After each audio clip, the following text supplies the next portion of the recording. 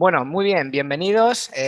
Mi nombre es Carlos Molina, soy vicepresidente de ventas y de digital en IZO y estoy un mes más con vosotros en esta cita que tenemos a la que acudís muchos de vosotros de forma recurrente. Os agradecemos mucho para hablar sobre estrategias de experiencia de cliente y experiencia de empleado.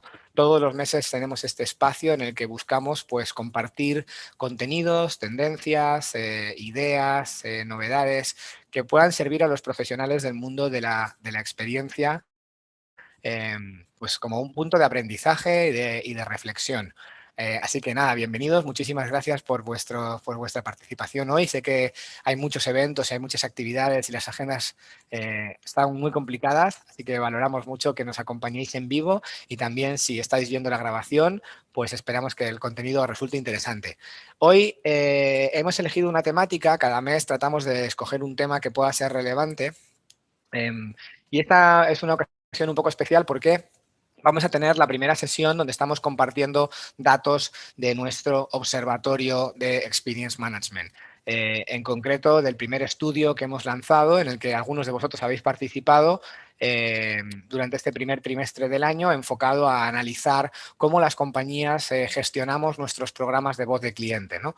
Pero antes de empezar a contaros un poco los resultados y algunos datos que hemos obtenido del estudio, eh, os voy a aquellos que no los conozcáis, os voy a comentar un poco acerca de esta iniciativa que hemos llamado Observatorio de Experience Management. El observatorio que es, bueno, pues busca ser, y yo creo que ya es una realidad, la mayor red de profesionales de gestión de experiencia, de Experience Management, que quieran compartir y tener benchmark, tener comparativas, tener referencias externas sobre diferentes aspectos en relación a la gestión, de cómo hacemos, ¿no? Esto nos pasa mucho, a mí me pasa mucho en conversaciones con vosotros, con clientes, con profesionales, ¿no? Que te dicen, oye, tú que hablas con muchas compañías, ¿cómo están haciendo el resto de empresas esto? ¿No? ¿Qué indicador es el más usado? ¿Cómo se hacen tal? ¿Cómo se organiza el equipo de experiencia? ¿De qué manera se abordan los journeys? ¿No? Al final hay muchas preguntas en las que nos interesa compararnos, ¿no? Porque cada uno internamente está tratando de hacer las cosas lo mejor posible,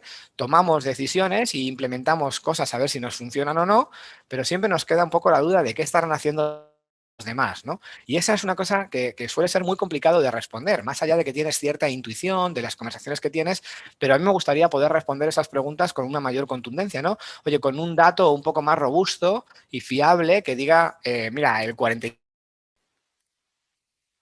Bueno, ¿me podéis confirmar si otra vez ya estamos en el aire? ¿Se ve? ¿Se escucha? Ok, vale, estamos ahora conectados con el cable, así que esperemos que ya no tengamos estos problemas. Gracias a todos.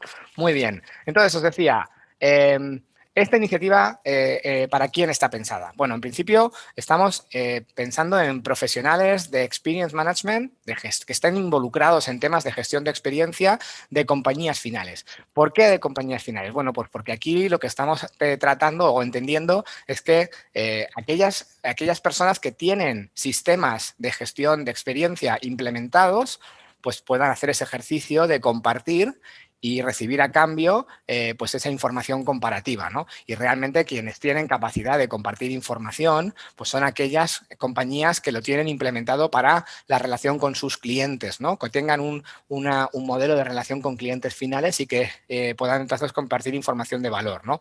El resto, consultores, freelance, autónomos, gente que a veces compartís con nosotros estos espacios, pues bueno, os compartiremos la información cuando participemos en este tipo de eventos y hagamos públicos algunos datos, pero evidentemente, o sea, no tiene sentido y por lo tanto restringimos el acceso a este tipo de profesionales, ¿vale? ¿Qué tenéis que hacer? ¿A qué os comprometéis? Bueno, pues esta es una iniciativa que está pensada para compartir y para recibir a cambio, ¿no? Das un poco y recibes a cambio, yo creo que mucho, ¿no? Entonces, a cambio de lo que cada uno aporta, que es un granito, pues recibimos todo un cubo entero de arena, ¿no?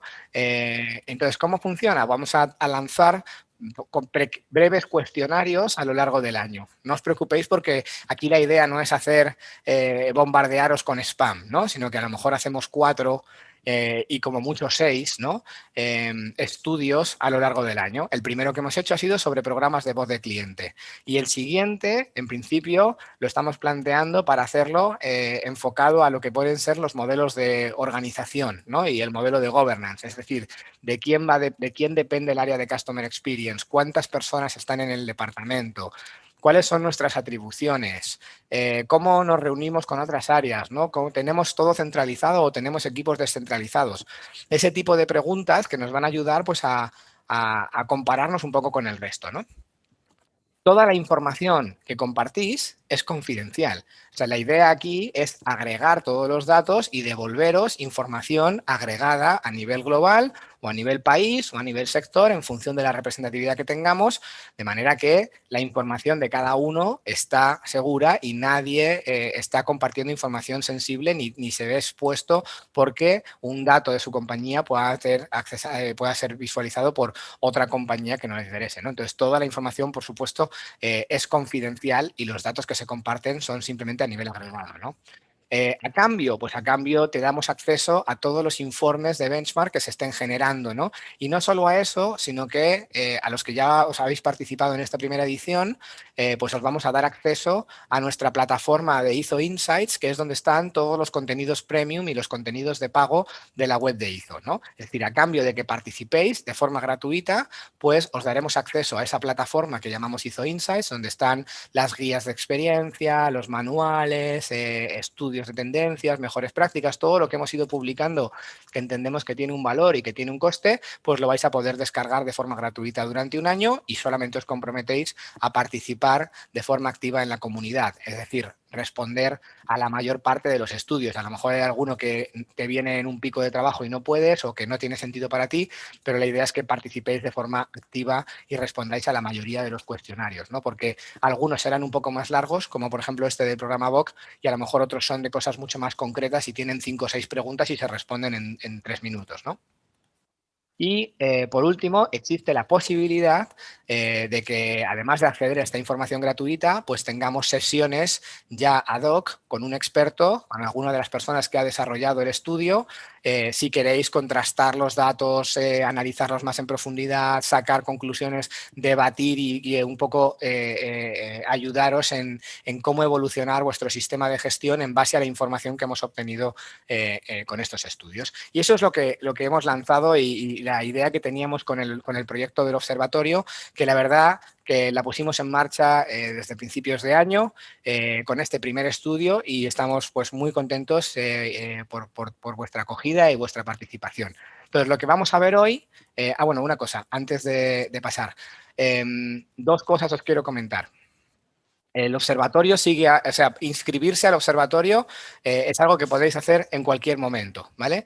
El acceso a los contenidos, este acceso a los benchmarks, si habéis participado en el primer estudio, en el estudio del programa VOC, mañana os estaremos haciendo llegar las instrucciones para activar vuestra membresía a la suscripción de ISO Insights y, por lo tanto, el acceso a todos los contenidos que ya están publicados y a los informes que vamos a ir subiendo durante los próximos días. El primero es el que os voy a mostrar hoy, pero además los estudios sectoriales y lo que podamos ir sacando de adicional de este primer estudio de VOC, lo iremos colgando en la plataforma y lo podréis ir recibiendo y descargando, ¿no? Pero si no habéis participado, os doy dos opciones, ¿vale? La primera es que el primer estudio del Observatorio de Programa de Voz de Cliente todavía lo tenemos abierto. Es decir, aunque ya hemos sacado los datos, no pasa nada porque tenemos toda la estructura de datos ya preparada y podemos recibir más respuestas, ¿no? Entonces, si me permitís, simplemente voy a aprovechar, ¿veis? Ahí estamos sacando los datos, de hecho, para compartiros a través del chat, ¿vale? Y Mario, si no me ayudas tú, pero aquí tengo a todos los participantes. Este es el formulario para aquellos que queráis sumaros al observatorio y responder al primer cuestionario, participando en el primer estudio que queráis. Una vez que lo completéis y lo hagáis completo, os daremos de alta el acceso a la suscripción de ISO Insights. Si a lo mejor no vais a participar en el de programa VOC, pero sí queréis quedaros registrados para poder recibir las invitaciones para participar en los siguientes estudios que vamos a seguir lanzando, pues os dejo también, vamos a ver si no me vuelvo loco yo con el tabulador, este otro enlace, simplemente para que os registréis o hagáis vuestra solicitud para formar parte del Observatorio de Experiencia de Cliente de IZO. ¿Qué quiere decir formar parte? Bueno, que si os suscribís a ese enlace, dejáis vuestros datos, revisaremos vuestra solicitud para aprobarla si cumplimos con los requisitos que hemos definido y a partir de ahí pues os estaremos enviando cada 2 o 3 meses y la invitación a que os suméis a alguno de los estudios que estaremos lanzando y a partir de que respondáis el primer estudio pues os estaremos agregándoos a la comunidad y por lo tanto dando acceso a todos los contenidos. Hasta aquí, entiendo que todo claro, vamos bien. Estaréis escuchando, no sé si escucháis a mi gato de fondo que tengo por ahí maullando y pidiendo atención, que se va a sumar también a la conference. Bueno, muy bien. Gracias, Luis. Perfecto, Soledad. Listos. Entonces, digamos que los enlaces los tenéis ahí. Si los queréis copiar y dejarlos guardados, ahora vamos a estar concentrados en lo que vamos a presentar, pero cuando acabéis, si tenéis un rato, la encuesta de programa de voz de cliente se responde entre 10 minutos aproximadamente como mucho. Si la completáis entera y nos dais toda la información, cuanta más información compartamos, pues más completa será los datos que vamos a tener después para analizar y para compartir con todos los participantes. Así que, listos. Vamos entonces a ello y vamos a profundizar o a mostraros algunos de los resultados, ¿no? Hoy lo que vamos a hacer es una visión un poco más alto nivel de los resultados globales. Los participantes en el observatorio después podréis acceder a los informes donde ya podáis comparar los datos de una manera más desagregada, ¿no? Para en concreto en vuestro país o en concreto en vuestro sector, en función de la representatividad que tengamos, ¿vale? Bien. ¿Cuándo hemos realizado este estudio? Pues como os comentaba, ¿no? Durante el primer trimestre de este año, de 2021, la verdad que nos ha ido muy bien. Tenemos más de 400 respuestas, donde, bueno, pues el mayor número de participantes ha sido en España, pero también Ecuador, Colombia, Chile, Perú, México, Panamá, Argentina, en Centroamérica, que si sumamos todos los países, pues se vuelve muy relevante, ¿no? También en algunos países en Europa, como puede ser, aparte de España, Portugal, Brasil. Bueno, me encantaría seguir creciendo. Nuestro objetivo es que esta sea una comunidad que crezca y que cada estudio que lancemos podamos contar con más personas involucradas para que obtengamos información que sea más relevante. Una cosa que nos ha gustado mucho es que desde el punto de vista del tipo de empresas, pues hay participantes de todo tipo, ¿no? El mayor número de compañías, casi el 70%, son compañías que tienen una relación B2C con los consumidores, pero tenemos ya también un 40%, 42% de respuestas que son negocios que tienen una relación B2B y por lo tanto vamos a poder también analizar después al segmentar cómo están haciendo esto en las compañías B2B, porque muchas veces las empresas que trabajamos en el rubro de relación con empresas nos cuesta todavía más que desde consumo, encontrar referencias y encontrar pues benchmarks con las que compararnos, ¿no? Por industria, el principal sector por representatividad ha sido la banca y servicios financieros, ¿vale? Por varios motivos. Uno de los motivos es que la banca es un sector que tiene cierta capilaridad. Es decir, por ejemplo, las telecomunicaciones. En telecomunicaciones tú normalmente tienes entre 3 y 5 grandes players en un país, pero bancos a lo mejor hay 10 o 15, ¿no? Hay una dispersión mayor de compañías. La banca además también es una industria que viene trabajando mucho los temas de experiencia y además es un sector en el que nosotros tenemos pues mucha vinculación y por lo tanto, claro, cuando lanzamos el estudio y os lo proponemos a la red con la que tenemos más conexión, pues, pues es más normal que se llegue. Me comentan por aquí que no se está viendo la presentación, no se ve la pantalla compartida. Vamos a ver, hoy está traicionándome todo.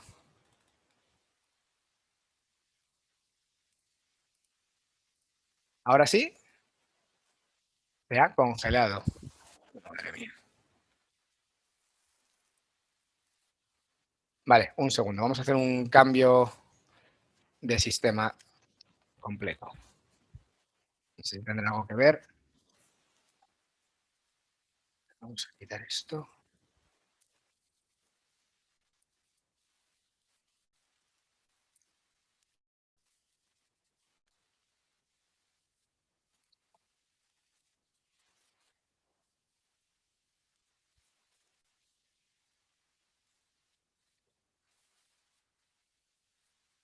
Un segundo, porque estoy aquí enredado con cables.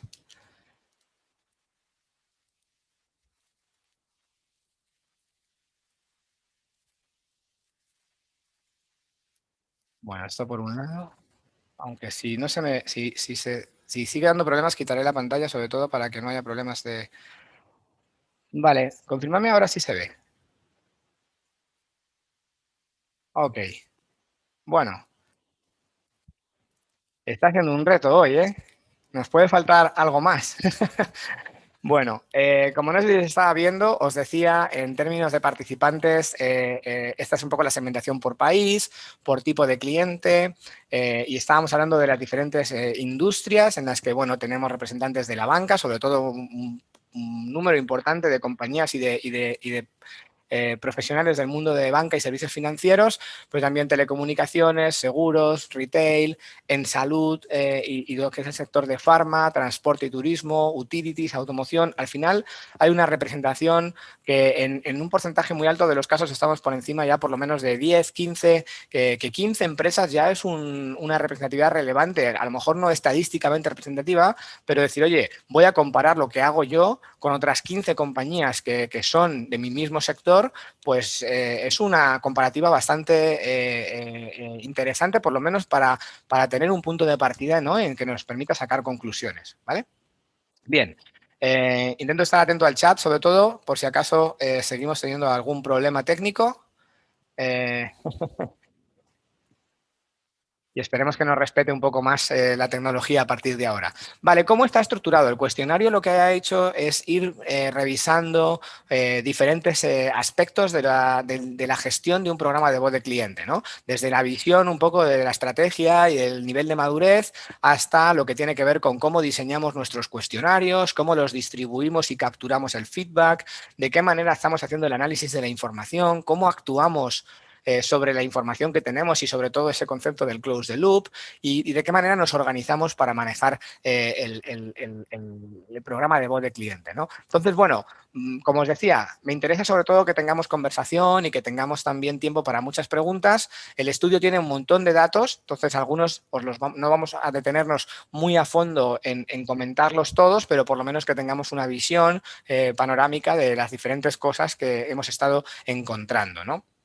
Bueno, si miramos un poco el nivel de madurez y lo podemos comparar entre diferentes tipologías de tipos de cliente, ¿no? En el consumo B2B o en el B2C o en modelos incluso mixtos, ¿no? Lo que encontramos es que ya las compañías estamos empezando a entrar en un nivel ya de cierta madurez. La mayoría, prácticamente la mitad de las compañías te dicen que llevan más de 3 años con un programa estructurado de voz de cliente.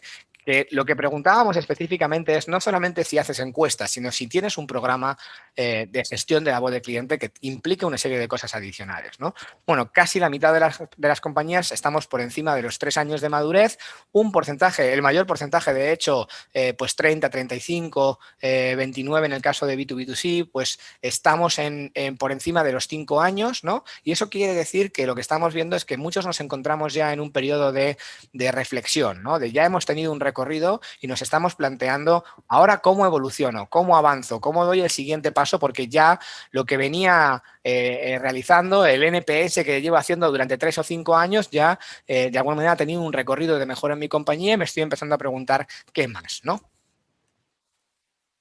Bien.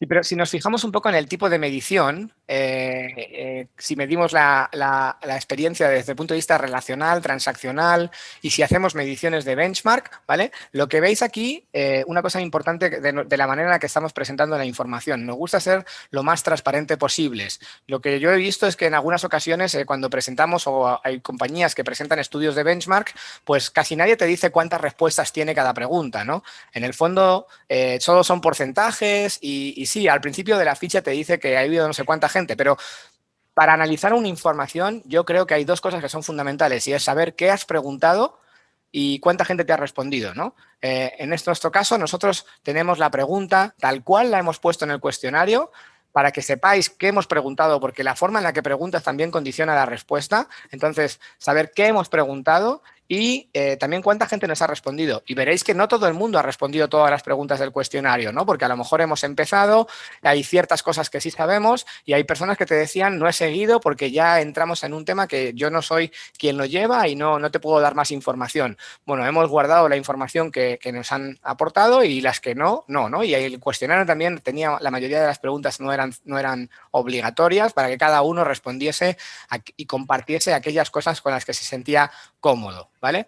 Entonces, bueno, si pensamos en los tipos de medición, esto se puede malinterpretar, ¿no? Porque parece que todo el mundo, el 80%, hace tanto relacional como transaccional, pero realmente no es así. Hay un 69%, 68,4% de las compañías que miden los dos tipos, ¿vale?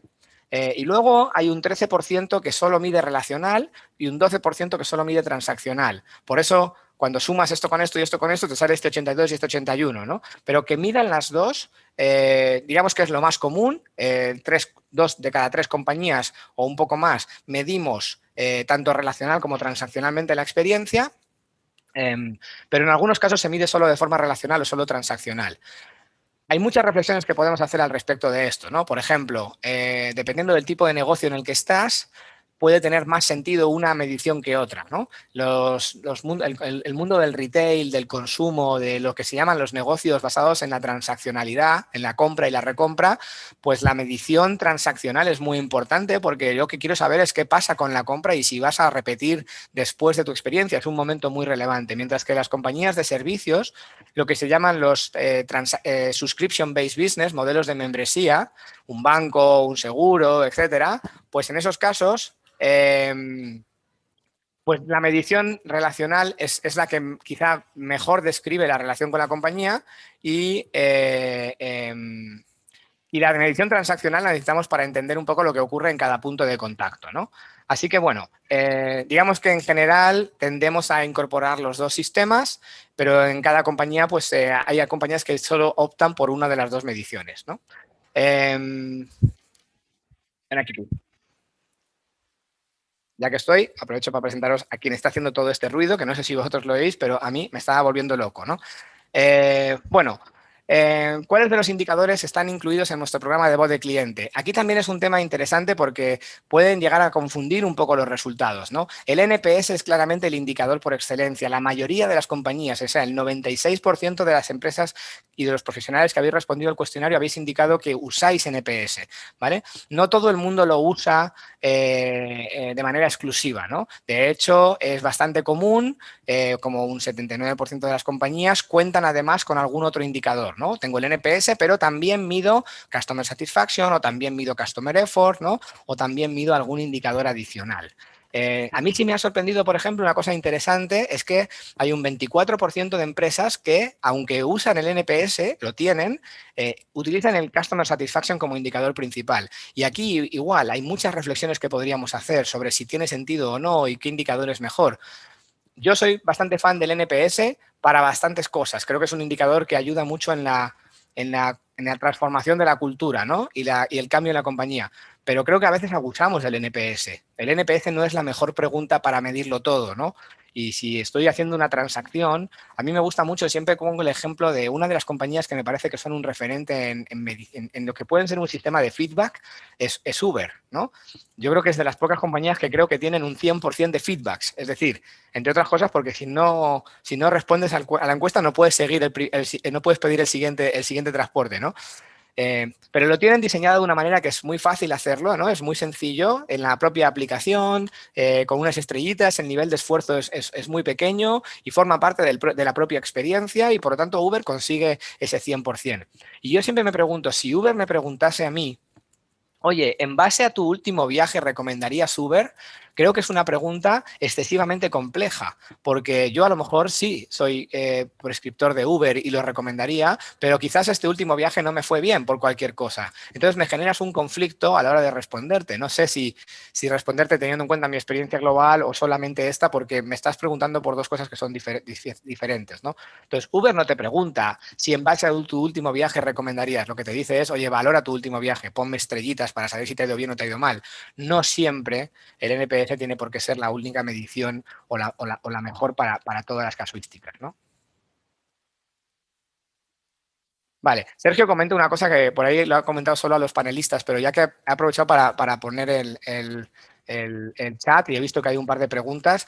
Es bueno que pongamos las preguntas en el módulo de preguntas para que luego las comentemos, pero bueno, ya que me he conectado al chat, por si acaso había algún problema técnico que se me sumase a toda esta tan incidentado webinar, pues aprovecho para responderlas, ¿no? Sergio pregunta si, dice, o comenta, ¿no? Mientras ambas métricas vayan alineadas, me parece bien combinarlas. Lo malo sería que la tendencia no fuera la misma. Pues yo, fíjate que Sergio, me voy a permitir discrepar contigo. Yo creo que si dos métricas están alineadas, te sobra una de las dos. O sea, si dos preguntas te dicen lo mismo, no le hagas dos preguntas al cliente. Porque ¿para qué le preguntas dos cosas de las que vas a obtener la misma información? Le estás obligando a un esfuerzo adicional que no te aporta ningún dato, ¿no? Si tú ya sabes que están correlacionadas, elige la que quieras y quédate con una de ellas, ¿no? Creo que si todavía dices, no, pregunto las dos, y hay gente que hace esto, hay gente que dice... te pregunto por la satisfacción a nivel transaccional y después, al final del cuestionario, te pregunto por la recomendación a nivel compañía. Y entiendo que no tienen por qué responderme lo mismo a las dos preguntas. Entonces sí que creo que tiene sentido que las incluyas, ¿no? Pero si vas a obtener la misma información, yo dejaría solo una, ¿no? Y Soledad pregunta que cómo se calcula el Customer Satisfaction. Esa es una muy buena pregunta, aunque hay gente que le puede parecer hasta básico o sencillo, pero no es así, porque realmente uno de los problemas que tiene el CSAT, lo que se llama el Customer Satisfaction, es que no hay un estándar de medición. En general, lo vas a medir preguntando cómo de satisfecho se encuentra con su última interacción o con su experiencia o lo que sea, pero las escalas son muy variadas, ¿no? Hay gente que mide del 1 al 5, del 0 al 10, del 0 al 100, tienes una escala Likert de poco, mucho, bastante. O sea, hay muchísima variabilidad, ¿vale? Nosotros no estamos preguntando aquí por la escala, estamos preguntando si tu pregunta hace referencia a la recomendación o a la satisfacción, ¿no? Eh, bueno, va a haber muchas preguntas ahí que van a ir surgiendo y como quiero poder enseñaros el informe, voy a esperarme para verlas luego al final, ¿vale? Pero hay un montón de cosas, porque hay un montón de información que se saca cuando empiezas a comparar lo que hacen diferentes compañías, ¿no? Por ejemplo, ¿cuándo preguntamos sobre la experiencia? ¿Preguntamos al principio del cuestionario o preguntamos al final? La mayoría de la gente lo hace al principio, ¿vale? El 68%, pero hay gente que pregunta al final de la encuesta. ¿Cuándo es mejor? Que es la pregunta del millón. Depende, como te diría cualquier consultor, ¿no? Un buen consultor te va a decir de qué depende. Pues yo creo que depende sobre todo de cuál es tu objetivo en la medición, ¿no? O sea, si yo te pregunto al principio, estoy buscando una respuesta espontánea, es decir, que me respondas sin haber reflexionado demasiado. Si recomendarías mi compañía, por ejemplo, ¿no? Si te pregunto al final, después de haberte hecho reflexionar sobre diferentes cosas, estoy buscando una respuesta un poco más reflexiva, un poco más meditada.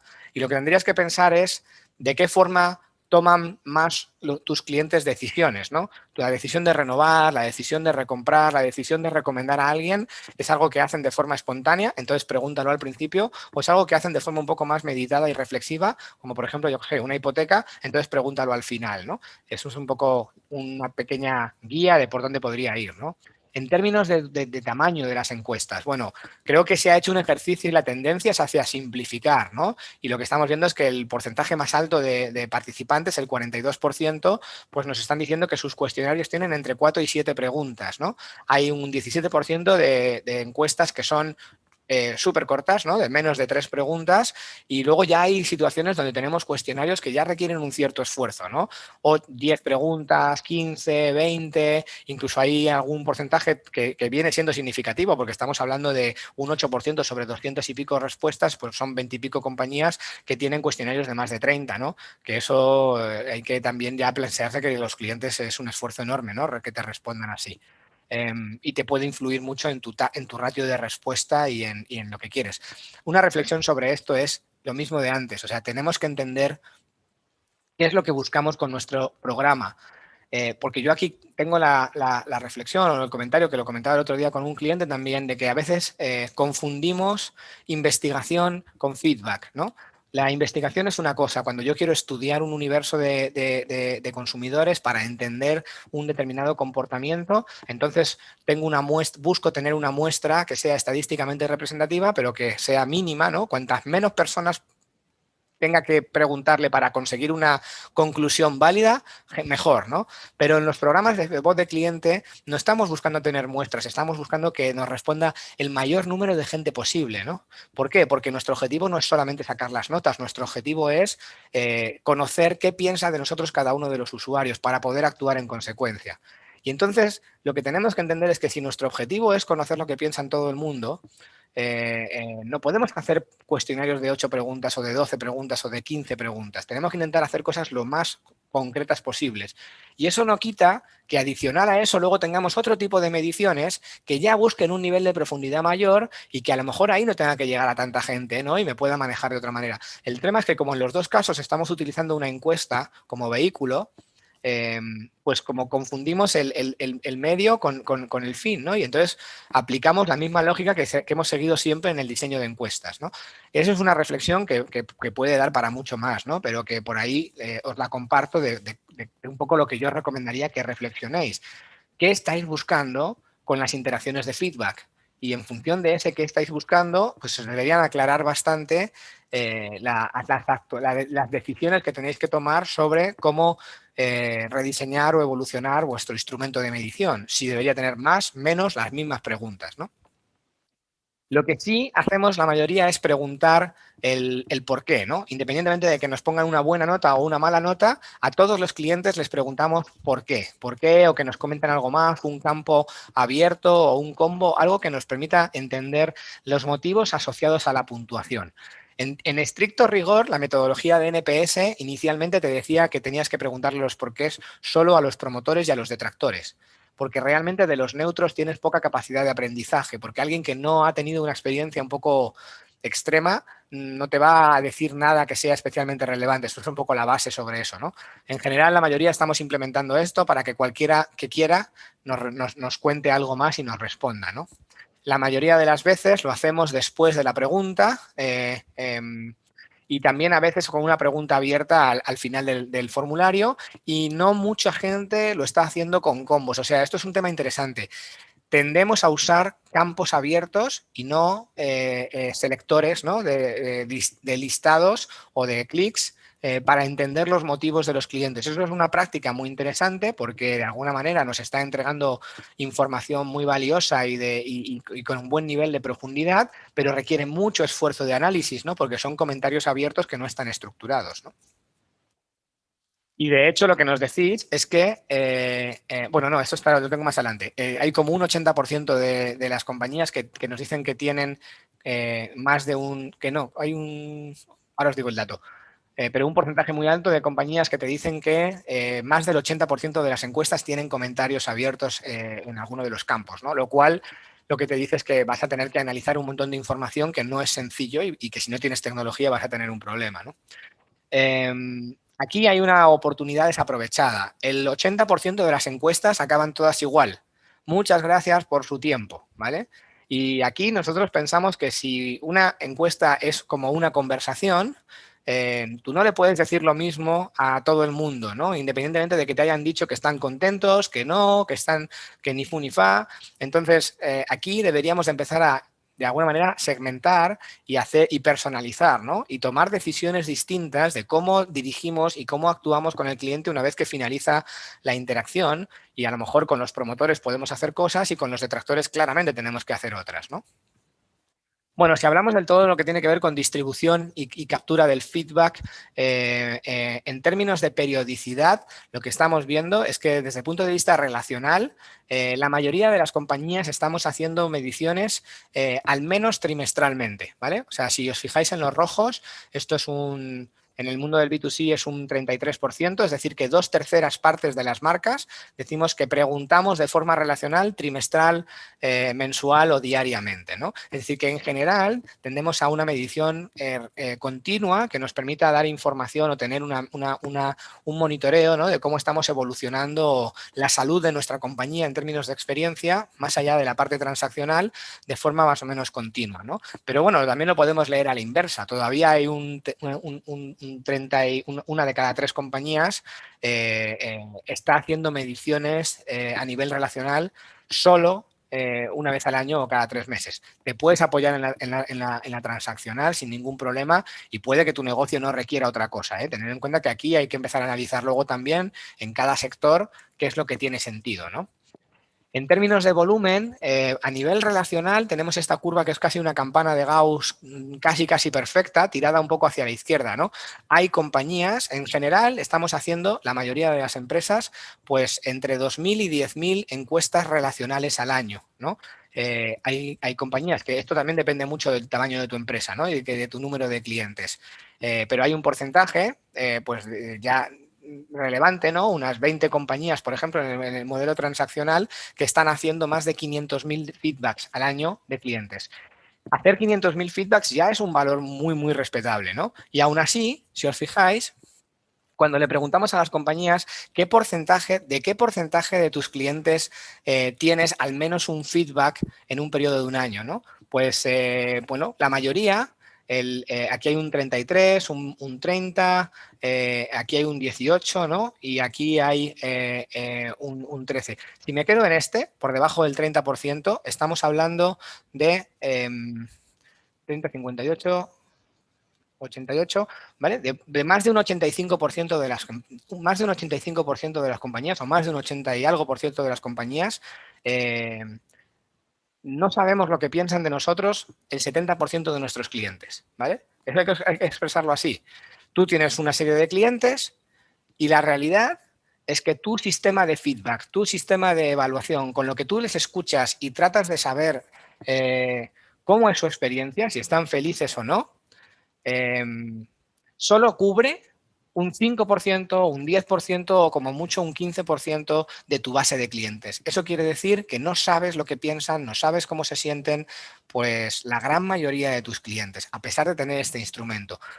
Esto es una de las cosas en las que yo creo que más tenemos que trabajar y evolucionar, ¿no? Nuestro sistema de feedback debería de buscar que al menos una vez al año sepamos lo que piensa de nosotros cada uno de nuestros clientes. Eso me parece que es un objetivo que expresado así no suena como algo fuera de lo razonable, pero que la mayoría de las compañías estamos lejísimos de lograr, ¿no? Desde el punto de vista de los canales de distribución, el email es el canal que más presente está en todas las compañías, que no necesariamente quiere decir que sea el que más volumen de encuestas realiza, ¿vale? Porque puede que el IBR, aunque no lo use tanta gente, sea un canal que en términos de volumen esté capturando un montón de encuestas y que todavía en muchas de las compañías, sobre todo en algunos países, pues en las entrevistas telefónicas sigue siendo un método de captura del feedback que tiene un peso importante para poder tener ratios de respuesta o alcanzar la representatividad que necesitamos, ¿no? La tendencia claramente es hacia moverse hacia los canales digitales, no solo el email. Aquí hay una oportunidad gigante en utilizar el chat, las interacciones en redes sociales, las experiencias digitales en nuestras apps y en nuestras propias webs, ¿vale? La web está ahí, ya tiene cierta relevancia, ¿vale? Pero son momentos pues muy interesantes para poder capturar el feedback, como os contaba con el caso de Uber, ¿no? Al final, mientras tengo una interacción digital, es muy natural el que tú me muestres ahí y que yo pueda interactuar con ese feedback de forma ágil y de forma rápida, ¿no? Porque un correo electrónico ya tiene una serie de pasos que me requieren cierto esfuerzo. Primero que lo entregue, que el sistema, o sea, que me llegue, que no me llegue a spam, que abra el mail, que le dé clic al botón, o sea, al final cuesta y lo más habitual cuando hemos preguntado sobre los ratios de respuesta de algunos de estos canales, pues es que, por ejemplo, en B2C, pues es muy común que nuestros porcentajes de éxito en el canal email estén en torno al 3%, ¿no? Bueno, mejores prácticas pueden llegar a 15 y yo conozco casos de gente que está por encima del 30, ¿no? Pero ya son situaciones donde están muy depuradas, el proceso es muy automatizado y además son compañías que generan un nivel de vinculación muy fuerte, ¿no? Con sus usuarios.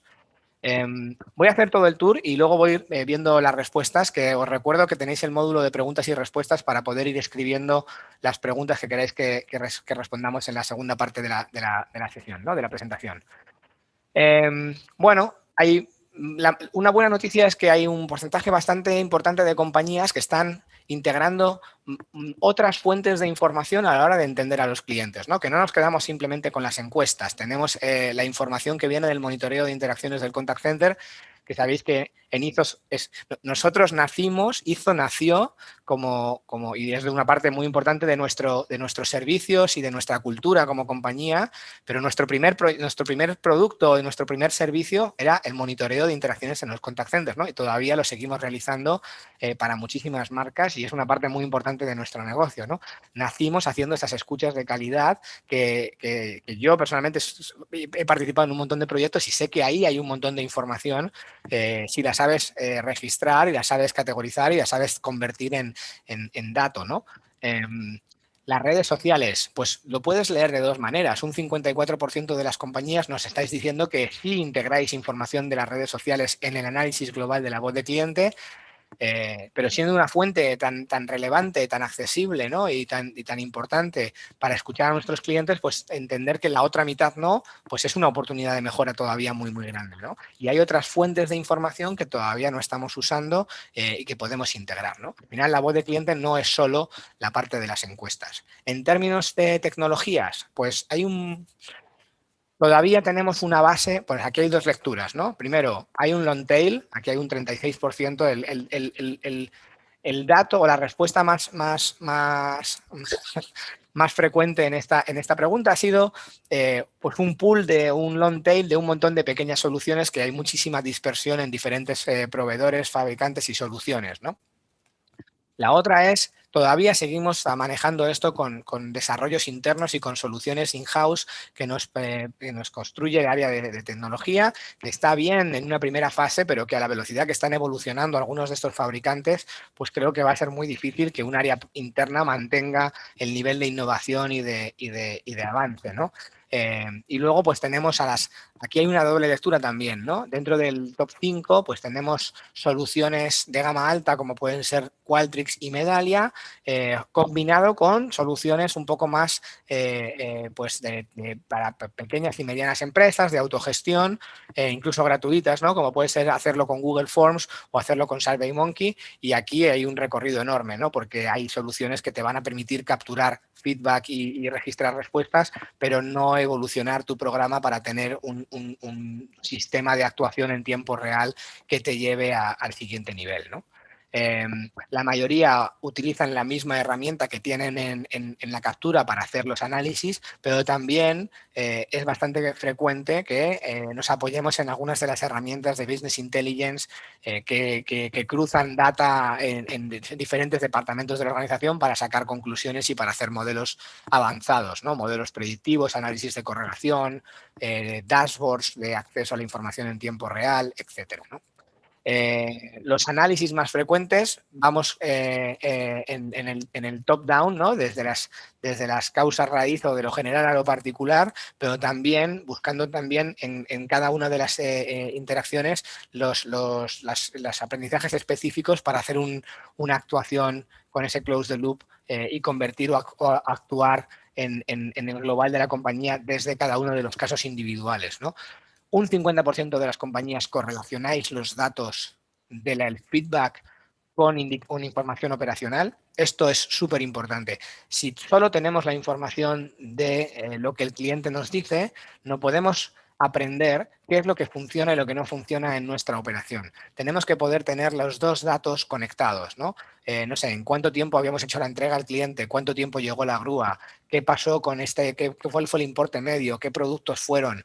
Por ejemplo, me acuerdo un proyecto que teníamos con un retail, o sea, con una empresa de distribución de alimentación, de supermercados aquí en España, que estaban empezando a hacer cruces del el feedback con la composición del ticket, ¿no? O sea, qué correlación existe entre comprar verduras y tener una mejor experiencia. Pues puedes encontrar, por ejemplo, que cuando compras frescos a lo mejor tu nota baja porque el tiempo de espera para que te los sirvan es menor, no sé, hay cosas que te pueden estar descubriendo información sobre tu producto, sobre tu negocio, sobre tu modelo operativo, pero si no lo conectas, si no haces el análisis cruzado, pues no vas a poder sacar las conclusiones realmente profundas, ¿no? Y el porcentaje es todavía más bajo cuando tratamos de conectar los datos de experiencia con los comportamientos de negocio, con los indicadores de negocio de las compañías o con la capacidad de hacer modelos predictivos, análisis de esfuerzos, etcétera, ¿no? Bueno, venga, nos quedan unas 5 o 6 análisis adicionales que os queríamos compartir y entramos a profundizar en las preguntas, ¿no?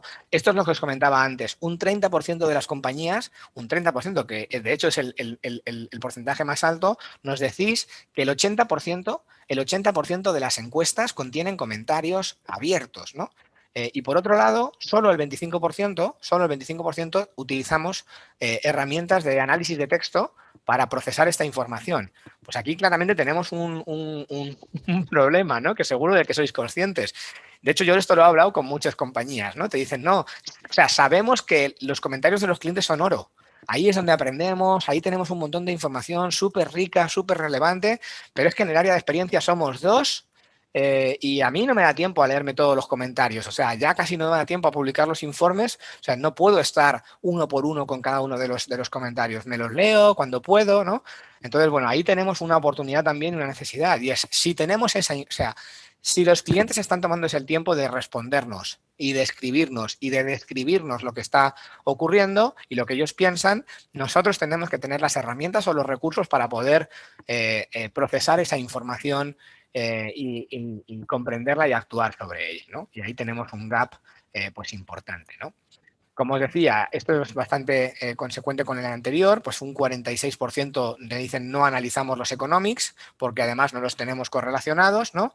Y los que sí lo correlacionan, pues la mayoría, bueno, un 40% te dicen los correlacionamos sobre comportamientos reales, es decir, tenemos la data de experiencia y la data de negocio, de manera que podemos cruzar y decir, bueno, los clientes que fueron promotores se gastaron más, ¿no? O se dieron menos de baja y los que no son capaces de tener esta información, pues lo que hacen es... vale, pues he visto un montón de chat y he pensado que igual se nos había... Todo se ve, todo, no hay problema técnico, ¿no? Bien, me ha gustado. Eh, si ves que hay algún problema técnico, Mario, interviene y me avisas si no lo he leído, me avisas con el micro, ¿vale? Eh, digamos, los que no tenemos la capacidad de conectar esos dos datos y queremos tener cierta información de negocio, lo que hacemos es incluir preguntas intencionales, ¿no? Le preguntamos al cliente, ¿gastarías más? ¿Estarías dispuesto? ¿Durante cuánto tiempo vas a permanecer con nosotros? ¿No? Ese tipo de preguntas que muestran una intención, pero que no está contrastada, ¿no? O validada. Pero es válido porque es una primera aproximación. En relación al close the loop, pues hay un 38% de compañías que no estamos haciendo close the loop, es decir, independientemente de que el cliente sea un detractor o un promotor, no hay una actuación posterior. En la mayoría de los casos, 2 de cada 3, pues sí se hace. Normalmente enfocado a los detractores, ya sea a todos los detractores o a los detractores a los que les hemos preguntado si les gustaría que les contactásemos. Esto es una práctica que cada vez también la estamos haciendo más, un poco por no molestar, entre comillas, a los que no quieran que le demos continuidad y también en muchas ocasiones porque si tenemos recursos limitados, pues de alguna manera sí nos enfocamos solamente en aquellos casos que puedan tener una mayor disposición a atenderse. Mi opinión personal es que a día de hoy todavía el close the loop es una acción que sorprende a la mayoría de los usuarios y yo trataría de hacerla porque creo que no es un problema. O sea, nadie se va a molestar por el hecho de que tú le llames, pero digas, oye, he visto que has tenido una mala experiencia con nosotros, te llamaba para entender un poco mejor, pedirte disculpas. O sea, en general es raro que esto te genere un rechazo, ¿no? Más allá de que a lo mejor no tengan tiempo y no te lo quieran dedicar, ¿no?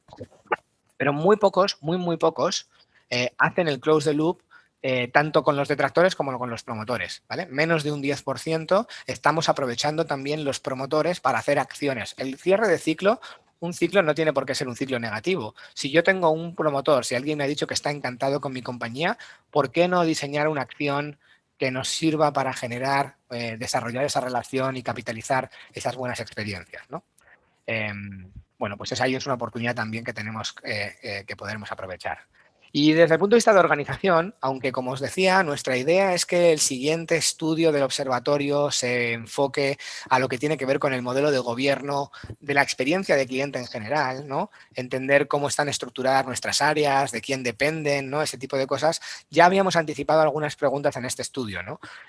Bueno, pues en la mayoría de las ocasiones ya hay departamentos específicos de experiencia de cliente que tienen el rol y la responsabilidad de liderar estos programas, ¿no? un 70% aproximadamente, 68% de las compañías nos indicáis la responsabilidad recae en el área de CX. Otra cosa es de dónde depende CX. Depende de marketing, depende de ventas, depende de finanzas, depende de operaciones, depende directamente del CEO, ¿no? Eso lo vamos a tratar de estudiar en el siguiente o analizar en el siguiente estudio, ¿no? Y desde el punto de vista de responsabilidad, el máximo responsable del programa VOC, en los casos, bueno, hay un X% en el que indican es el CEO el que realmente toma este rol de sponsor, ¿vale? Entiendo que no es el que operativamente lo gestiona y en un 37% de los casos ya está en un N1, ¿no? O sea, el programa de voz de cliente tiene un responsable, digamos, de comité de dirección que tiene el rol o que tiene el peso por una dependencia directa desde el CEO, ¿no? También todavía tenemos, pues en los casos en los que no, pues normalmente ya pasa a ser un N2, es decir, aquí hay un miembro del comité de dirección al que reporta un responsable específicamente de gestión de experiencia o de experiencia de cliente y bueno, ahí todavía hay 20% de compañías que la responsabilidad ya está en niveles más bajos, ¿no? Y por último, os he dejado esta diapositiva que hace referencia a objetivos y responsabilidades. Tengo esta y otra más, ¿no? La mayoría de las compañías fijamos nuestros objetivos en cuanto al sistema de medición en relación a nuestra métrica del periodo anterior, ¿no? O sea, si yo el año pasado tenía 40 puntos de NPS, el año que viene quiero tener 44 o 45, ¿no? A veces nos fijamos esa referencia también en función del mercado, es decir, si el best practice en banca está en 52 puntos, bueno, pues yo me pongo el objetivo para tratar de llegar a ese umbral, ¿no? Y de hecho, bueno, si os fijáis, suman más de 100 porque hay personas que probablemente han marcado estas dos porque lo que usan es una combinación de ambas. Nos miramos dónde queremos llegar, referencia de mercado, y de momento con respecto al año, o sea, mi siguiente objetivo lo pongo con respecto al año anterior, ¿no? Hay algunas compañías, eso se utiliza mucho en algunos sectores que son de mucha competencia directa, ¿no? Por ejemplo, si tenemos a Apple y Samsung o a Nike y Adidas, ¿no? Marcas que tienen una pelea muy directa por el mercado, en estas compañías hay veces que se fijan los objetivos no de forma absoluta, sino de forma relativa. Es decir, mi objetivo es estar a más o menos X puntos de mi competidor, ¿no? Y eso es una forma diferente de fijar objetivos. Y en la mayoría de los casos, pues el trabajo de asignar las responsabilidades y de tomar acción sobre los resultados del programa de VOC se hace en comités con una periodicidad mensual, donde cada área presenta sus resultados y plantea las acciones correspondientes, es lo más frecuente, pero en algunas ocasiones tenemos también acciones en las que nuestros equipos de experiencias se encargan de ir a presentar y a consensuar las acciones con cada una de las áreas responsables, ¿no? En general, la mayoría de las compañías distribuyen informes de manera agregada. Ya hay un 40% de compañías que presentan toda esta información de forma dinámica y de forma online, ¿vale? Para que cualquiera pueda acceder y ver sus propios datos. De hecho, que esa información la puedas acceder a nivel individual, solo una de cada 4 compañías que nos ha respondido a esta pregunta, pues cada persona de la organización es capaz de poder acceder y ver sus propios datos sobre lo que tiene que ver con el programa de voz de cliente. Así que bueno, aquí tenéis un poco algunas de las conclusiones. Bueno, más que las conclusiones, tenemos un poco los resultados de lo que hemos estado viendo en la sesión, ¿no? De lo que tiene que ver con los programas de voz de cliente. Y supongo que ha habido algunas preguntas que tenemos por aquí. No demasiadas, nunca son demasiadas, pero 20 preguntas por responder, más las que puedan ir surgiendo, pues nos va a dar para bastante tiempo. Pero voy a tratar de responder todas las que podamos en el margen de tiempo que tenemos, que todavía serían como unos 30 minutos para todos los que os podáis quedar. Eh, eh, y bueno, si no, pues todas las demás intentaremos responderlas después y compartiros los resultados. Bueno, Graving pregunta si es recomendable poner en cuarentena a clientes que ya respondieron encuestas para no causar molestias. Y si esta cuarentena sería por canal o de forma global. Bueno, aquí no hay una receta que sea universal. Yo creo que cada compañía tiene que tomar un poco sus propias decisiones, ¿no? Te decía, por ejemplo, el caso de Uber. Uber no tiene ese criterio de cuarentena. Uber entiende que el feedback es una parte muy importante de todo el proceso de la experiencia completa de uso de sus servicios, que ellos necesitan tener ese feedback no solo por el usuario, sino también por el conductor y que los conductores tengan sus propias valoraciones y, por lo tanto, pues no utiliza ningún tipo de cuarentena. Es más, te obliga, ¿no? Que es un poco el caso extremo, ¿no? En general yo te diría que sí. O sea, en general podríamos decir que tampoco nos gustaría que un usuario que accede todos los días a la página web pues le estemos todos los días diciendo qué te pareció, qué te pareció, qué te pareció, sobre todo porque le vamos a cansar y no nos va a aportar más información el hecho de que nos responda todos los días sobre el mismo tipo de experiencia, ¿no? Entonces hay que entender un poco tu propio negocio, tu propia casuística en general. El criterio es sí establecer criterios de cuarentena para no saturar a un cliente, porque los clientes pueden sentir que estamos abusando un poco de su confianza y de su tiempo. Si ese es el criterio, eh, es decir, no saturarles, el criterio de cuarentena yo lo establecería por cliente y no por canal. O sea, el hecho de que cambies de canal no quiere decir que te pueda molestar 2 veces porque tú eres el mismo, independientemente de que tengas otros canales, ¿vale? Salvo que sea muy relevante el hecho de validar alguna cosa que ha ocurrido en un determinado canal y que en ese caso pues se lo expliques al cliente y le digas por qué le estás preguntando independientemente de que ya te respondió otra cosa, ¿no? Yo lo enfocaría así. Vale, Jaime me pregunta, ¿cuál es una buena plataforma para hacer encuestas por WhatsApp? Por ejemplo, que tenga un buen dashboard o un buen sistema de reporting. Bueno, el canal de distribución de las encuestas no es lo más relevante desde mi punto de vista. Hoy las plataformas, digamos, avanzadas de mercado tienen los conectores para poder distribuir las encuestas en los diferentes puntos de contacto. Lo que tú preguntas, Jaime, es, oye, que luego que tenga un buen dashboard y que tenga un buen sistema de reporting, porque la verdad es que la diferencia entre SurveyMonkey y que es una súper solución para determinadas cosas, ¿no? Y una solución como Qualtrics o como Medallia, no es la capacidad de hacer encuestas, es la capacidad de analizar información y actuar sobre ella y impactar y transformar en el negocio, ¿no? Nosotros las dos soluciones que nos parece que están en el tope de gama y que son las soluciones más avanzadas que están invirtiendo y que están liderando esa innovación continua son Qualtrics y Medallia, y ambas dos son perfectamente válidas para hacer encuestas a través de WhatsApp. Magdalena, para análisis de otras fuentes de información o de preguntas abiertas propias de la encuesta principal, ¿qué técnicas recomiendan para categorizar correctamente las respuestas? Bueno, a ver, en cualquier modelo de información desestructurada, ¿vale? Digamos que lo más operativo es construir, o sea, diseñar un modelo de categorización basado en una plataforma de lenguaje natural, ¿no? De análisis de texto, de text analytics. En esto, pues también tienes diferentes alternativas. La solución más avanzada que yo conozco para hacer este tipo de análisis ya más complejos, ¿no? De procesar información desestructurada, porque los comentarios de los clientes están desestructurados, no te tabulan las cosas, no puedes calcularlos, ¿no? Tienes que pasarlos primero por un proceso de categorización.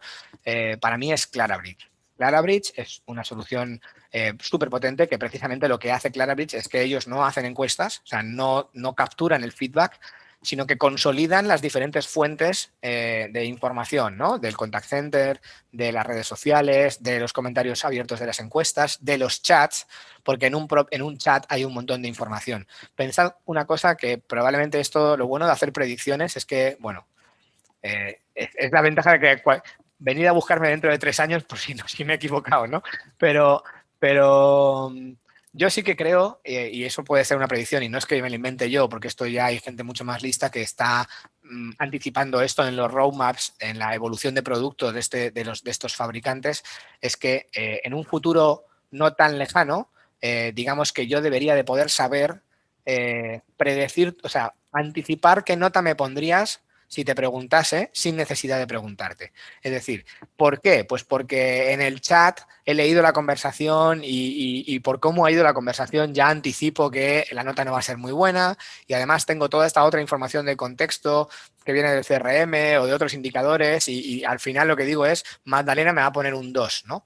¿Por qué? Pues porque los modelos de lenguaje natural, de inteligencia artificial, del machine learning, donde la propia sistema está autoaprendiendo, van a ser capaces de predecir la nota que me pondrías sin necesidad de preguntarte. Y esto es muy potente porque ahí sí vamos a poder tener un 100% de feedback o por lo menos de análisis, ¿no? De categorización de la información de los clientes sin tener que sin problemas de cuarentena, sin problemas de preguntas, etcétera, ¿no?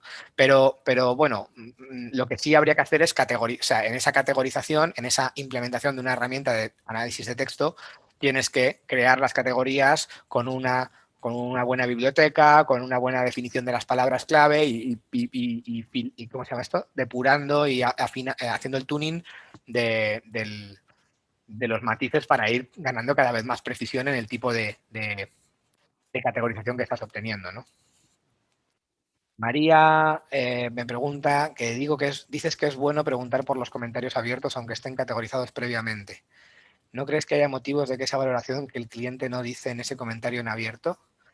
¿Qué puede venir de esa experiencia que han vivido antes? A ver, no lo entiendo muy bien, me la voy a leer más despacio, pero básicamente lo que yo estaba diciendo es, hay dos formas de preguntarle al cliente por sus motivos. A través de preguntas tabuladas o a través de preguntas abiertas. Las dos tienen sus ventajas y sus inconvenientes. Las preguntas tabuladas son mucho más sencillas para el cliente, requieren de mucho menos esfuerzo y por lo tanto el porcentaje de clientes que te las van a responder típicamente debería ser más alto, ¿no? Volviendo al caso de Uber, que ya lo voy a tomar hoy como referencia, ellos implementaron hace relativamente, bueno, ya hace tiempo, ¿no? Pero si te pongo un 2, me preguntas después y me dices, oye, pero ¿por qué? ¿Por qué un 2? ¿Fue por la conducción, por la hora, porque te cobró mal, por qué, ¿no? No te necesito que me elabores demasiado, ya con eso me hago una idea de por dónde están los problemas y ya luego a lo mejor te llamo después para profundizar o te hago otro tipo de pregunta o de encuesta posterior donde ya quiero desarrollar las cosas. Pero en el de la interacción de feedback la puedo capturar de forma muy rápida y entender los motivos solamente con un check o con un clic en un listado, ¿no? Los listados tienen la ventaja de que, por lo tanto, el porcentaje de gente que te lo va a responder debería ser bastante más alto que cuando te pongo un comentario abierto que te encuentras una cajita en blanco que a veces te va a costar incluso ponerte ahí a escribir porque no sabes ni muy bien, ¿no? Por otro lado, en los comentarios de texto abierto, pues la riqueza de la información suele ser mayor, porque en vez de simplificar todo en mala conducción, te puedo detallar un poco qué es lo que me pasó, ¿no? Y por lo tanto entender un poco mejor las causas y profundizar. Eh, las dos son dos opciones, cada una tiene sus ventajas y sus inconvenientes, tienes que elegir cuál es la que mejor te conviene. Es verdad que una forma también elegante porque hay veces que los clientes quieren contarte cosas y que no encuentren un sitio donde poder escribirte les puede sentar incluso medio mal, ¿no? Entonces, a lo mejor tú puedes llegar y decir, oye, yo te pregunto la pregunta de experiencia, te digo que me tagues simplemente de forma muy rápida el motivo por el cual me estás dando una mala o buena valoración y luego te digo, oye, si me quieres contar algo más, te dejo esta caja o este campo de texto para que me describas un poco lo que tú quieras, ¿no? Y ahí tienes información más relevante. Pues no sé si te contesté, pero entendía que iba por ahí tu pregunta. Gracias, María. Se pueden lanzar encuestas por WhatsApp sin haber tenido un contacto proactivo del cliente previamente por este canal. En principio, no, ¿vale? O sea, se supone que, y esto está evolucionando, que WhatsApp como canal es un canal reactivo. Es decir, cuando tú das de alta WhatsApp Enterprise, es decir, a través del API, en WhatsApp Business es un poco distinto porque ahí al ser una pyme y ser solo una cuenta te da como más libertad. Pero si tú ya tienes la solución de servicio empresarial, ¿no? O sea, para poder tener esto con un número de agentes un poco más amplio, etcétera, y te estás conectando a través del API, el API se supone que solo te permite responder a mensajes que los clientes te han enviado en un plazo de 24 horas. Entonces es el cliente el que te escribe y después de que tú le respondes y así hasta que tú la última interacción le puedes decir, oye, te gustaría que me respondas tu feedback con esta interacción, ¿no? Como parte de la conversación. Eh, La otra opción, o sea, WhatsApp sí te dice que puedes enviar notificaciones o puedes hacer push de mensajes, pero esos mensajes tienen que ser sobre temas que son relevantes para la experiencia del cliente y en principio se supone que no puedes enviar ofertas, ni newsletters, ni encuestas, ¿vale? Pero bueno, eso supongo que también estará evolucionando y huele que WhatsApp te apruebe el que tú hagas una distribución de una encuesta entendiendo que es algo que puede ser bueno para la experiencia del cliente, pero te lo tienen que aprobar, ¿vale? Eso es hasta donde yo conozco, que además hablo con gente que está involucrada en este tipo de integraciones. La última vez hace unas semanas en una cena y hasta donde comentamos eso seguía funcionando como yo os he contado ahora, ¿no? Eh, Buenos días, Diana. El NPS se debe preguntar en todas las encuestas que se tengan, por ejemplo, transaccionales, de procesos o solo en la relacional. Bueno, eso lo estábamos comentando justamente al principio. Como todo, yo voy a empezar todas mis respuestas por depende, ¿vale? Pero, pero en mi opinión, no. O sea, el NPS para mí es una muy buena métrica relacional. Eh, y tiene mucho sentido cuando yo quiero entender la relación y la valoración global de tu experiencia con la compañía. Cuando estoy viendo un tema más transaccional, pues puede que a lo mejor me funcione mejor otro indicador y no es necesario siempre o obligatorio, ¿no?, tener que meter la pregunta de NPS. Y poníamos, de hecho, el ejemplo de Uber, de que Uber, cuando tú haces un viaje, no te dice recomendarías Uber, te dice valora tu viaje y te pongo 5 estrellas o 3 estrellas o 2 estrellas, ¿no? Entonces, no siempre NPS tiene por qué ser la métrica. ¿Qué pasa? Que como los objetivos, al final, para alinearnos todos, pues, definimos una métrica y la métrica que está a nivel de comité de dirección es el NPS, pues el dueño de un canal dice, oye, a mí me parece muy bien que pongamos las estrellitas, pero yo quiero saber cómo voy en el NPS porque eso es lo que luego me va a contar, ¿no?, en el otro lado y por eso abusamos o tendemos a incorporar la métrica en el resto de mediciones. Tienes que estudiar tus datos, o sea, no perdáis el foco de que las preguntas, el NPS no es una métrica para medir la experiencia, es una métrica que se diseñó para medir la lealtad. Lo que Ritgel eh, trataba de conseguir cuando diseñó el indicador fue predecir la probabilidad de que un cliente me recompre, ¿no?, y vuelva o se mantenga como cliente. Porque si le pregunto eso directamente, a veces lo que me responde no es sincero. Entonces, encontró que preguntarle por la recomendación era una mejor pregunta. Es verdad que es una pregunta que a mí me gusta mucho por el componente que tiene, ¿no?, de implicación emocional, ¿no? No, hay gente que te responde, no, prefiero no responder a eso porque me compromete, ¿no? Entonces, claro, lo que estamos buscando precisamente es que te comprometas y que no respondas simplemente si te pareció positivo o negativo, ¿no?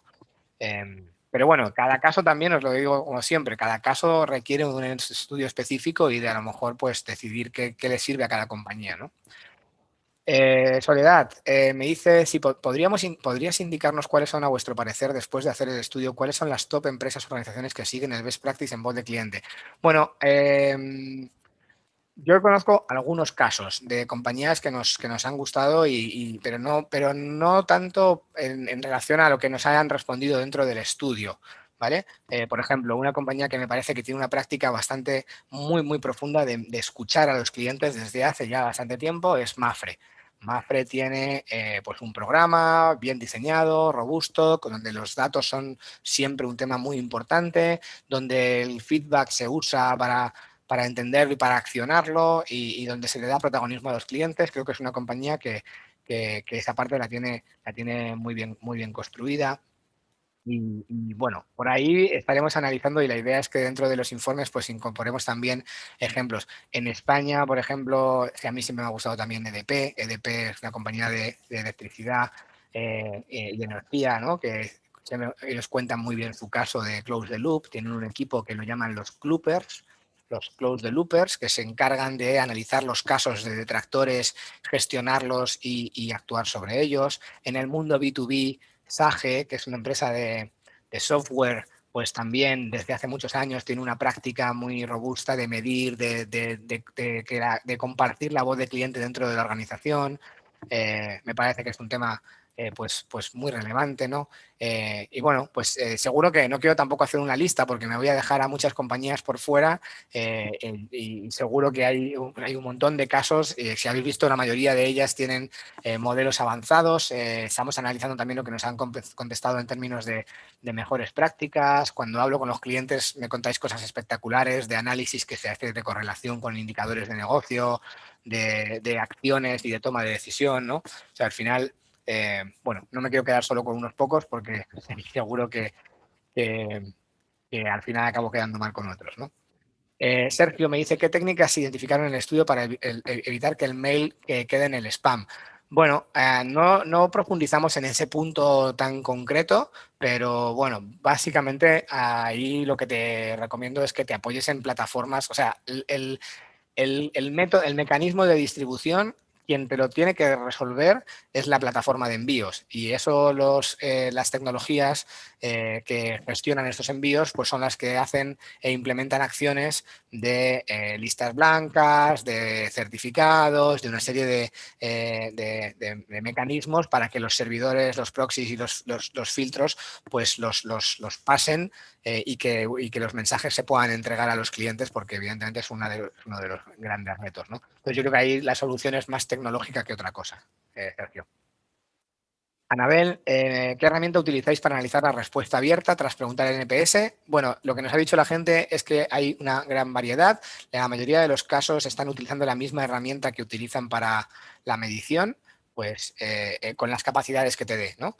Muchas de las herramientas de medición incluyen unas funcionalidades, algunas más avanzadas y otras menos, de análisis abiertos, ¿no? De análisis de texto.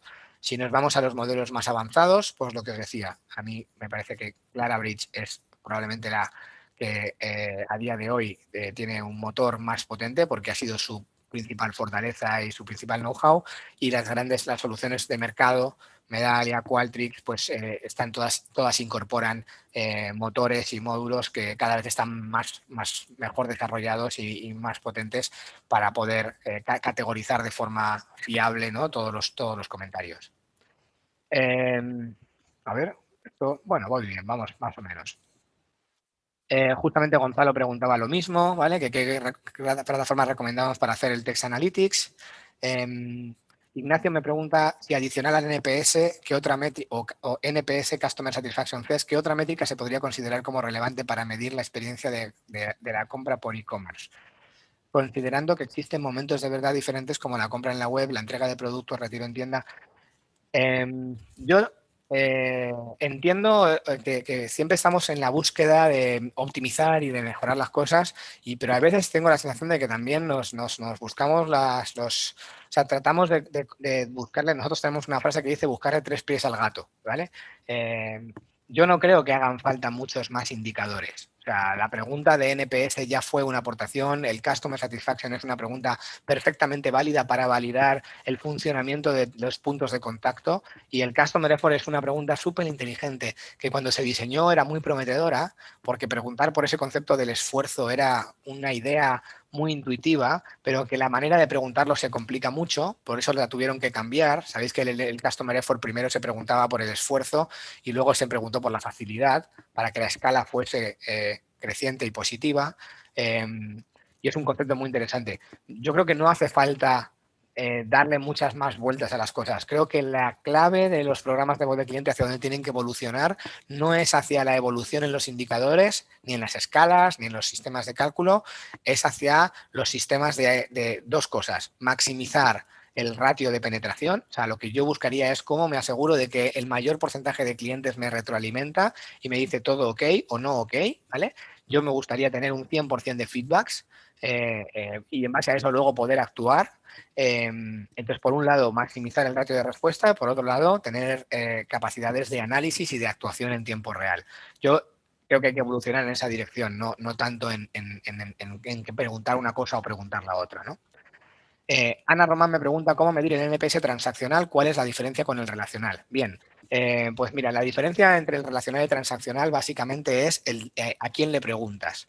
En una medición relacional, tú estás eligiendo la base sobre la que tú haces una extracción, por decirlo así, y haces el envío de la encuesta, es decir, los candidatos, el criterio que sigues es que sean clientes activos de tu compañía. Cualquier cliente, ¿vale? Entonces, si yo tengo, no sé, 1 millón de clientes, pues lo que voy a hacer es preguntarle a una muestra representativa de ese millón, ¿vale? Y los selecciono de forma aleatoria de manera que tenga una representatividad homogénea de los diferentes tipos de cliente que tengo en ese millón.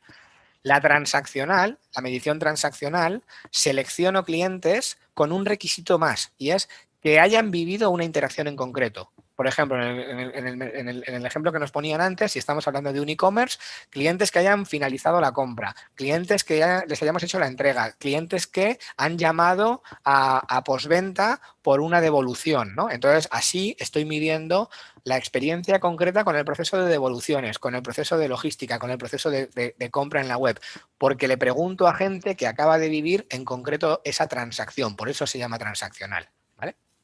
Esa es la única diferencia o la principal diferencia en el diseño. ¿Cómo voy de hora? Bien, 10 minutos, a ver si consigo responderlas todas. Harold, ¿qué tipo de herramientas tecnológicas recomiendas para tener información concluyente de voz de cliente? Bueno, hemos puesto un gráfico que teníamos de herramientas, ¿vale? Donde básicamente estaban representadas las principales soluciones que existen en el mercado. Mi recomendación es Qualtrics y Medallia, para mí son las dos soluciones de gama más alta.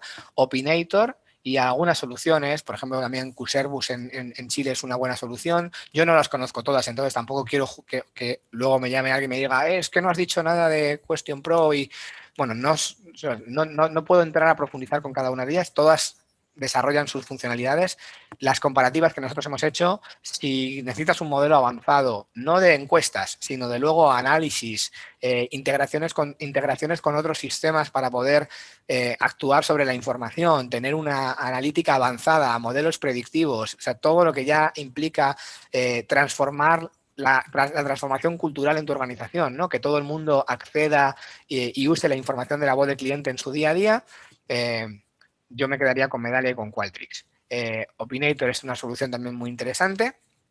Y ya si me quiero ir a algo un poco más de yo me lo hago y un cuestionario y tal, la verdad a mí me sorprendió porque no era su foco principal, pero creo que en términos de usabilidad me ha gustado siempre mucho cómo funcionan en el campo digital, solo en las interacciones de web y de móvil, por decirlo así, Typeform. Typeform, que es esta que está aquí, la interacción con la encuesta, en lo que es el UX de la encuesta, es súper interesante, ¿no? A ver, voy a tratar de ponerme aquí otra vez. David, hombre, ¿cómo estás, David? Hace mucho tiempo. ¿En qué categoría entran los ejercicios de monitoreo de la calidad y clientes fantasmas? Bueno, os decía también, dentro de las cosas que hemos analizado, en la parte de análisis, pues nosotros le preguntamos a la gente qué otras fuentes de información, ¿no? Hay una categorización de la voz de cliente que diseñó Forrester que decía estructurada y no estructurada, reactiva y proactiva, ¿no? No se llamaba así, pero era como que tú preguntabas o que la recibías, ¿no? No recuerdo exactamente cómo era el nombre. Digamos que el monitoreo es un feedback solicitado y no solicitado. El monitoreo de la calidad, es decir, información que obtenemos de escuchar las llamadas del call center, es voz del cliente no solicitada, es decir, nosotros no le hemos mandado una encuesta al cliente para preguntarle, y no estructurada, ¿no? Porque son comentarios que están ahí en la encuesta. Entonces, bueno, a nivel de categorización quedaría ahí. El Mystery Shopping, pues es otra fuente de información que es más de operativa y más de proceso que realmente de voz de cliente. Yo no creo que el Mystery Shopping te dé información sobre lo que piensan los clientes, porque tienes un profesional de la auditoría, es como un auditor, es como pedirle voz de cliente a un auditor de Deloitte o de KPMG, ¿no? Pero sí son fuentes de información que si tú las tienes registradas, pues deberías de poder consolidarlas y tener una analítica, ¿no? Una visión integral que cruza todos esos datos y te dice lo que el cliente piensa, lo que creo que cree este cliente es esto. ¿Por qué? Pues porque he obtenido información de lo que viene en el propio, en la llamada del call center, en una interacción de chat, en una encuesta y en una serie de indicadores operativos, ¿no? Y todo eso te va a dar un poco el indicador de experiencia que podemos empezar a calcular de una manera, digamos, matemática o combinando diferentes métricas, ¿no? Que ahí es hacia donde están yendo lo que os decía, las plataformas de analítica de voz de cliente. Vale. Karina me dice, en mi empresa hay clientes que nos dicen que están satisfechos pero no nos recomiendan. ¿Eso a qué se debe? Bueno, muy buena apreciación, Karina. De hecho, cuando surgió el índice de recomendación como tal, en lo que se basaba el investigador que lo diseñó fue en el hecho de que la satisfacción no siempre es suficiente, ¿no? O sea, tú puedes decir, oye, ¿estoy satisfecho? Sí, porque has cumplido con lo que yo esperaba, pero la recomendación implica una vinculación emocional, es ir un poco más allá y tiene como un nivel de exigencia más alto. Por eso, y porque las métricas de Customer Satisfaction estaban un poco como planas, ¿no? Todo se movía en un escenario como muy lineal.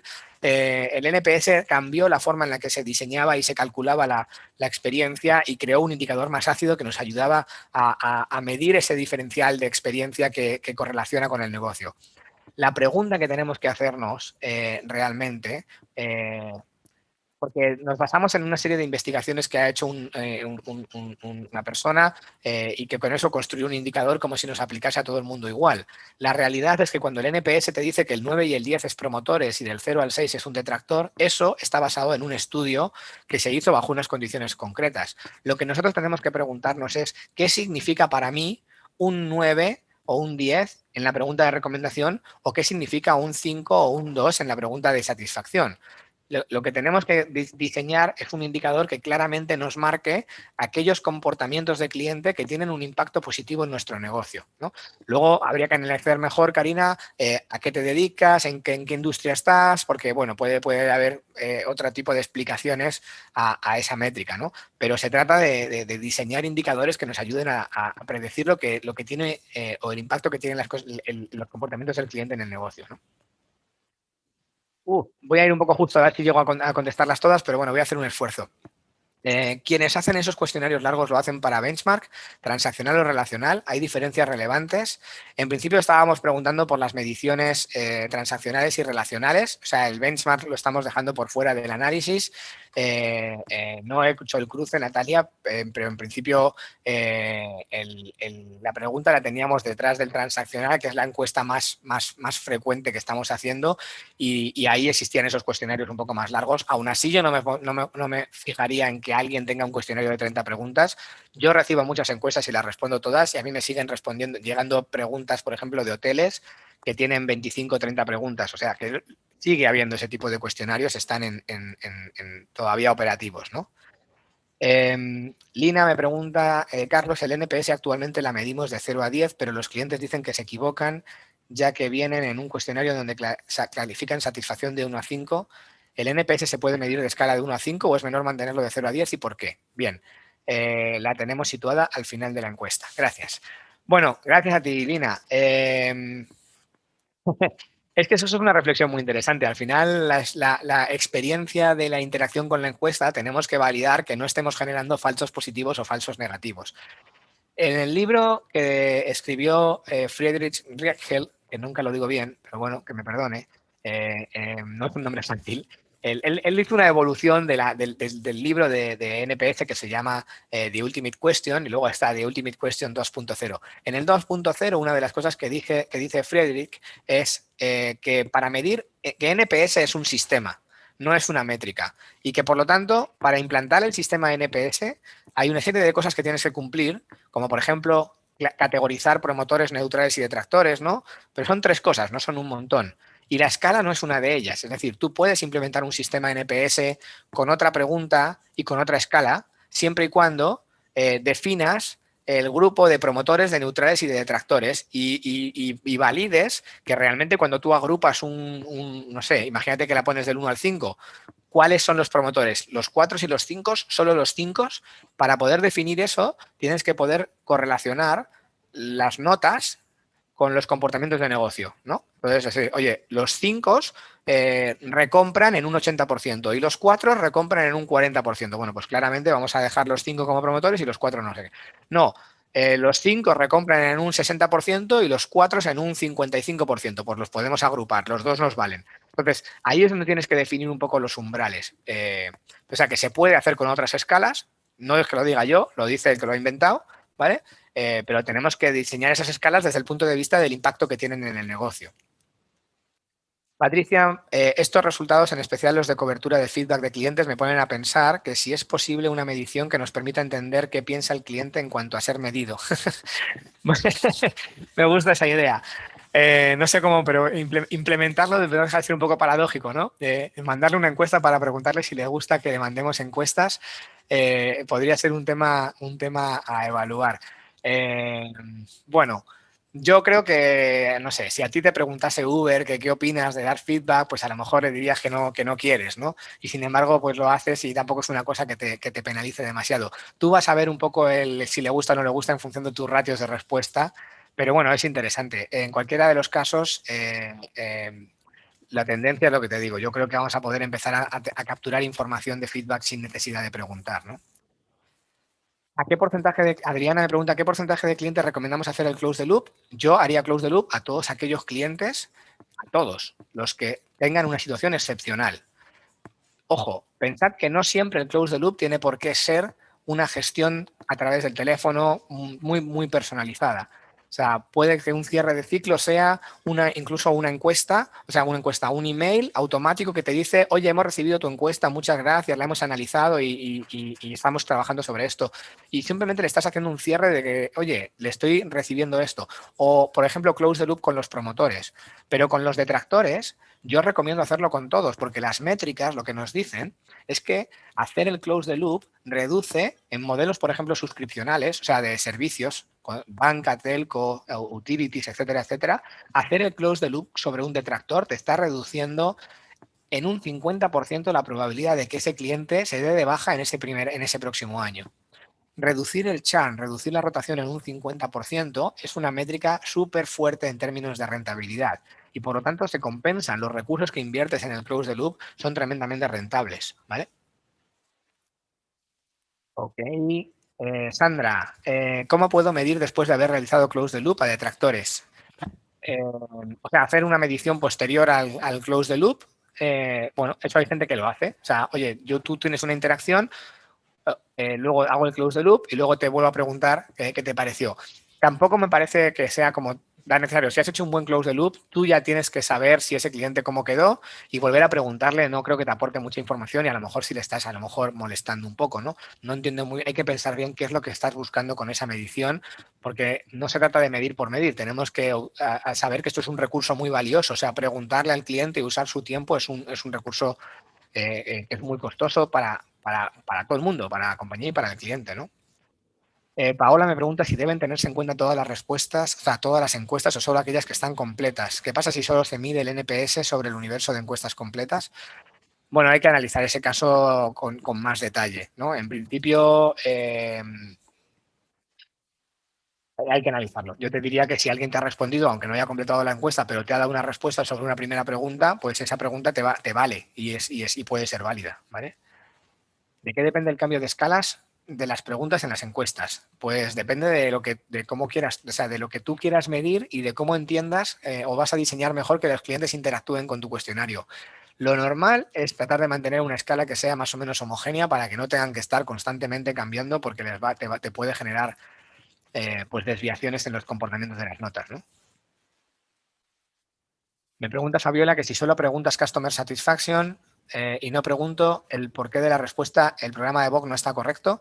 Bueno, En principio, si tú haces una pregunta de si estás satisfecho o no estás satisfecho, pero no entiendes los motivos, el tema no es que sea correcto o no correcto. O sea, te va a servir para algunas cosas. Por ejemplo, me puede servir para identificar que un cliente ha tenido una mala experiencia y asignar un close the loop para tratar de solucionarlo. Pero claro, ese close the loop lo voy a tener que hacer a ciegas porque ni siquiera sé lo que ha pasado, ¿no? Mientras que si le pregunto los porqués, voy a tener información que me va a ser más útil y por lo tanto voy a poder tomar acciones. Entonces, aquí no lo entendáis en correcto o incorrecto, es un tema de útil o no útil y de cuánta más información podemos obtener, ¿no? En el close the loop se puede realizar una vez que se solucionó el problema. Bueno, sí, o sea, vamos a ver, un close the loop es, tú le has preguntado a alguien cómo se encuentra, te ha dicho que mal, y lo único que se trata es de decir, oye, ante esa respuesta no podemos ser indiferentes. No puede ser que un cliente que te pone un cero, eso vaya a engrosar la base de datos de encuestas y ya está. Entendemos que eso requiere una acción, ¿vale? Esa acción implica una investigación previa. Es decir, un close the loop no es como un cero, voy a llamar, ¿no? No, primero te metes al sistema, analizas qué ha pasado, entiendes el caso, recopilas toda la información.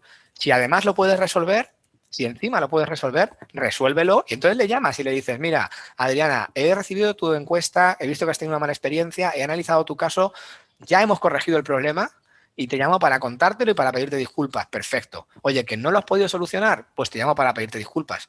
Eh, pero, o sea, perfectamente lo puedes hacer. De hecho, sería genial. No hay close the loop más fácil que llamar a alguien al que ya le has resuelto el problema que tenía. ¿Vale?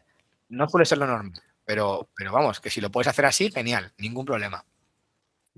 Nivel de respuesta de encuestas a través de QR, no lo tenemos medido, pero la pandemia, si una cosa ha generado, o uno de los efectos positivos, entre otros muchos, es que los QR, que era un sistema que estaba un poco en desuso y en abandono, pues la gente ha empezado a aprender a interactuar sobre ellos. Así que vuelve a ser un canal interesante o una vía interesante de interacción, ¿no? Por ejemplo, imprimirlo en un ticket de compra o en ponerlo en un póster en un punto de venta, o sea, va a poder funcionar mejor de lo que funcionaba antes, ¿no? Dos preguntas me faltan, no sé si queda gente conectada todavía, madre mía, qué de gente. Eh, Muchísimas gracias. Si encuestamos a un cliente, ¿cuánto tiempo recomiendas que debamos esperar para enviar otra encuesta? Depende del modelo que tengas de relación con ellos. En algunos casos son 30 días, en algunos casos son una semana, en algunos casos son 3 meses, ¿no? O sea, es un poco, si tienes una base grande de clientes, digamos que si me tengo que mojar con un promedio, te diría que un mes, pero depende un poco del tipo de negocio, ¿no? Y si soy partidario de incluir el Customer Satisfaction en el bonus de los operadores. Bien, Sergio, pues yo soy partidario de que las métricas de experiencia o de satisfacción estén en los objetivos de todo el mundo, no solo de los operadores, también del director financiero. Creo que si nosotros nos queremos enfocar a que el cliente viva una buena experiencia, esa métrica tiene que influirle a todo el mundo que participe en esa cadena. Y a lo mejor en esa cadena está el director de legal, que diseña contratos y políticas que a veces al operador le bloquean y no le permiten darle la respuesta al cliente que necesita. Entonces creo que la métrica se tiene que definir a nivel organizacional y que le tiene que pegar, le tiene que afectar a todo el mundo y también a los operadores, claro. Bueno, creo que no sé si es la primera vez que consigo responder tantas preguntas en un mismo webinar. Evidentemente esto ha sido también a costa de vuestra paciencia y vuestro tiempo. Espero que a pesar de los problemas técnicos que hemos tenido al principio, pues haya eh, servido y que os llevéis ideas interesantes. Y bueno, pues os invito a seguir participando en los observatorios, a responder los cuestionarios, a compartir información como hacemos nosotros, porque estamos convencidos de que esto a todos nos ayuda a mejorar. Así que bueno, un gusto estar con vosotros y muchísimas gracias, cuidaros mucho y nos vemos el mes de abril con el siguiente webinar que tengamos, que Mario os mandará la invitación. Gracias, gracias a vosotros, que estéis muy bien. Un abrazo.